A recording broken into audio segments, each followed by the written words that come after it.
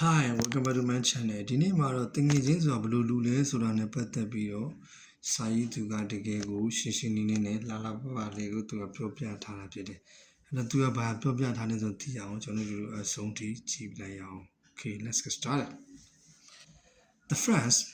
is a man who knows all about you and still likes you.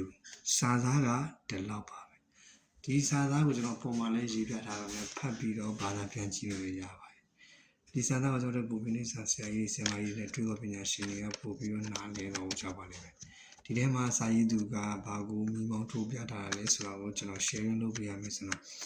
The friend is the man who know all about you. တင်ငယ်ချင်းဆိုတာကမင်းအကြောင်းတွေအားလုံးသိနေလို့ဖြစ်တယ်။ပြီးတော့ဗာလဲ and still like you. ပြီးတော့မင်းအကြောင်းတွေအားလုံးသိနေပြီးတော့ကိုမင်းကိုချစ်နှစ်သက်နေတဲ့လူကမှတင်ငယ်ချင်းလို့ခေါ်တာဖြစ်တယ်။တချို့ကမင်းအကြောင်းနဲ့သိသွားပြီးမင်းကိုခွာသွားတာတချို့ကပဲအဲ့မျိုးကိုတင်ငယ်ချင်းမှာမင်းအကြောင်းကောင်းတာတွေဆိုးတာတွေလူဆိုတာဆိုးတာကောင်းတာအကုန်လုံးရောနေတာ။အဲ့မှာဆိုးခြင်းကောင်းခြင်းတွေဘာမှမပြောဘဲနဲ့အကုန်လုံးကိုခင်မင်းနဲ့ချစ်နေတာကိုမှတင်ငယ်ချင်းလို့ခေါ်တာဖြစ်တယ်။ဒါနဲ့ပတ်သက်ပြီးတော့ဒီထက်ပိုကောင်းတဲ့စာသားတွေကျွန်တော်